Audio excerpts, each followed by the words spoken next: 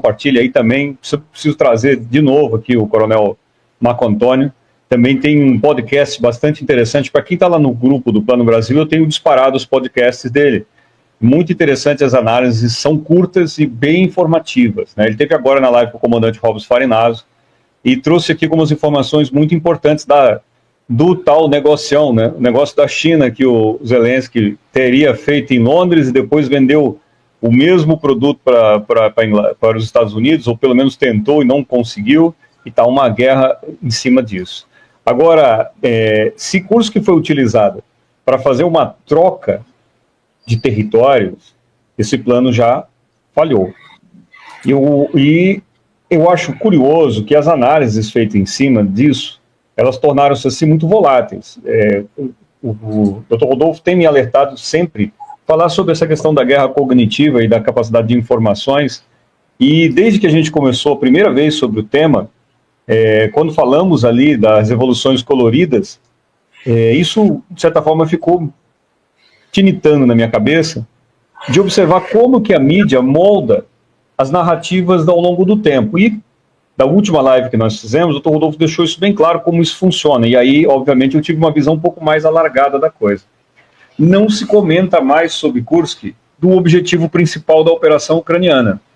E não se comenta mais sobre a questão de trocas de territórios. E agora, o foco todo é na discussão do apoio que deve ser incondicional à Ucrânia de toda forma para impedir que agora a nova narrativa é que a Rússia invada a Europa. Pelo menos esse é o medo.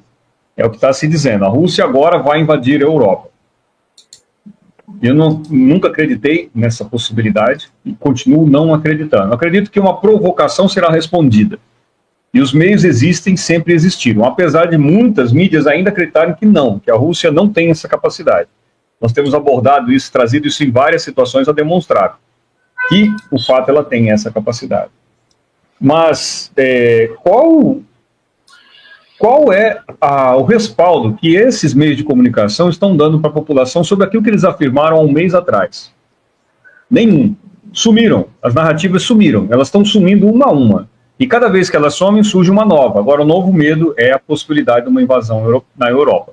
E já vão refutar desde já. Ela não vai ocorrer porque não há interesse de ninguém que isso aconteça.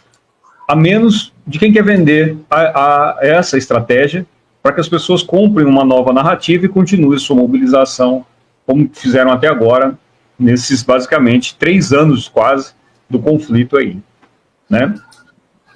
E eu chamo muito a atenção para isso, porque nós estamos aqui relatando o que está acontecendo em Kursk, nesse exato momento, e eu ainda corro aqui de vez em quando pelo nosso chat, e ainda há pessoas que ainda não acreditam que de fato é isso que está acontecendo. Então, isso mostra que a narrativa ela tem se emplacado muito bem. Não tem saída ali para essa situação. A Ucrânia não tem o que fazer. O que pode se fazer é amenizar o sofrimento. A única coisa que a gente pode esperar em relação a isso, pelo menos é a minha visão. Eu gostaria daqui, então, não sei se o Dr. Rodolfo gostaria de comentar em relação ao mapa que a gente tinha selecionado, para que a gente falasse aqui sobre qual é o futuro dessa situação aqui. O que a gente pode falar em relação à evolução desse desenho que foi colocado aqui, quanto ao mapa da Ucrânia, as posições que estão nas áreas industriais, que têm um interesse muito grande, quem está no controle dessas áreas nesse momento e como que está a evolução no terreno da recuperação do território por parte dos países aí envolvidos, tanto a Rússia quanto a Ucrânia. Bom, o que acontece? É importante destacar que hoje os russos chegaram no centro de Sudzha. Os ucranianos não conseguem promover uma retirada organizada porque há o controle de fogo da estrada de Uniknova até Sudzha. É a única estrada que ainda gera uma possibilidade de evacuação. E, consequentemente, o controle de fogo se dá por 2 eixos, tanto pelo oeste quanto pelo leste. Então, simplesmente essas forças estão imobilizadas. Agora, a queda de Sudzha, vou falar assim, né? Ela decorreu muito através da queda de alguns assentamentos que os ucranianos gastaram muito efetivo para tentar segurar, como Russkaya Konopelka, que fica ali a leste, né, de Sudzha, e também na parte norte, um subúrbio de Sudzha, que é o de Mirny.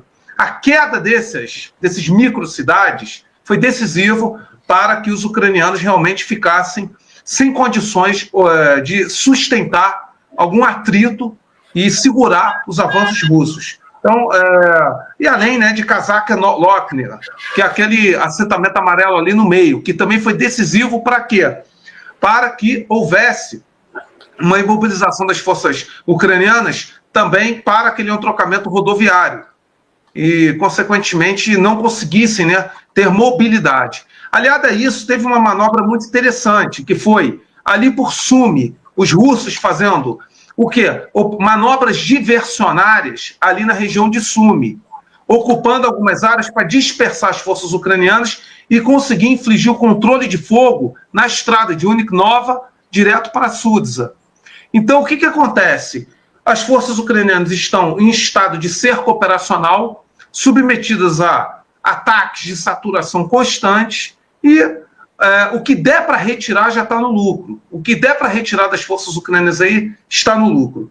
Eu só lamento que tenha gente, aqui um ou outro, que tenha perdido toda a nossa explicação e entra achando que o que a gente está falando é devaneio. Devaneio, lamentavelmente, são as inferências que a pessoa traz que contraria todas as evidências factuais e todas as análises. Mas a gente, lamentavelmente, sempre tem um ou outro que é uma minoria. Mas a realidade, então, é essa. Se está condenada essa aliança de Kursk, só que tem um detalhe. O Putin deu uma ordem, formar buffer zones, zonas de amortecimento de segurança na região fronteiriça, para impedir novas invasões. Eu falei ontem na live com o professor Farinazzo. Está perfeito para os russos formarem uma cabeça de ponte poderosa, em Sumi, com as forças russas que estão concentradas. Não tem lógica militar parar a contraofensiva russa simplesmente na fronteira. Eles vão avançar para a região de Sumi. As forças ucranianas não têm reservas para segurar esse avanço para a região de Sumi. Não sei o que vão fazer. Vão tirar de Kupiansk? Vão tirar do eixo de Liman? Vão tirar do Donbas? Vão continuar o recrutamento massivo? Estão conseguindo recrutar em torno de 4 mil por mês? Vão decretar mobilização total de jovens de 18 anos e 17, que já são poucos. Tem poucos presentes no país, a maioria fugiu, é refugiado. Complicado. Os deficientes da categoria 2 e 3 já foram todos mobilizados. As pessoas não entendem. A Ucrânia está em estado de mobilização total, comprometendo a sua demografia. Então estão recrutando o que dá, o máximo que dá. Basta ver aí o que o próprio Vance falou, o vice-presidente dos Estados Unidos. A quantidade de mobilização forçada. Jogou na cara no salão oval do Zelensky. Você não tem mão de obra suficiente e condições de preparar a tropa. O professor Farinazzo perguntou, e a qualidade de treinamento da tropa? É insustentável. O treinamento está durando uma semana para integrar as brigadas de defesa territorial. Uma semana. Aí falam do treinamento no exterior. O próprio Terra botou uma matéria, logicamente, vindo lá da AFP, Associated Press, em que os ucranianos criticam fortemente a qualidade do treinamento nos países europeus. Quem tem que ensinar os países europeus são os ucranianos, não o contrário. Os treinamentos são desatualizados. Então, a realidade é que até a qualidade de treinamento por parte da OTAN se degradou. E por mais que você tenha ainda 800 mil ucranianos mobilizados, 700, 800 mil, grande parte é efetivo, mal treinado. Ou os que sobraram estão cansados, exaustos e morrendo.